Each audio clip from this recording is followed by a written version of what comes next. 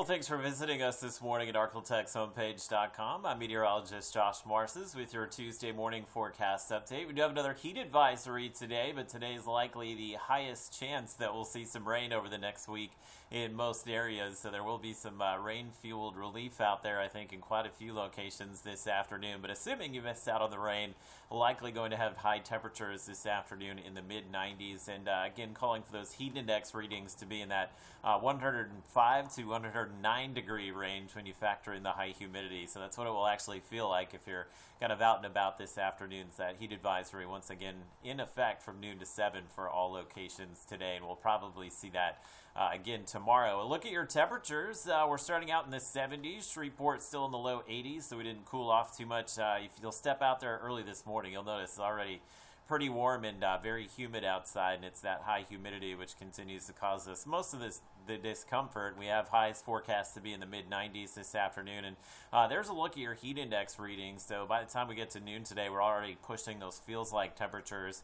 above 105 degrees. So again, with the heat advisory, just a common sense thing, limit your time outside, and if you do have to be out there, of course, take frequent breaks in the shade as well as the air conditioning, and stay hydrated today as well. So as we go through time here, we are expecting to pick up a few showers and storms at some point today, and I do think that will start to occur here by late morning. You see very active weather around us. We've got some thunderstorms on the coastline, some weakening thunderstorms that have moved over the Mississippi River into Arkansas and Louisiana. It's the outflow from these storms, I think, which will trigger some of the afternoon showers and storms here across the Arklatex today. So looking at your Robbins Toyota Futurecast shows pretty quiet morning. We should see plenty of sun early today, and there's the widely scattered storms popping up early this afternoon. So if you're fortunate enough to get under one of these thunderstorms today, and again, it's about a 50-50 proposition, you'll enjoy some cooler weather, especially this afternoon if we can get some cloud cover going, and should have a decent chance of seeing some scattered storms again tomorrow before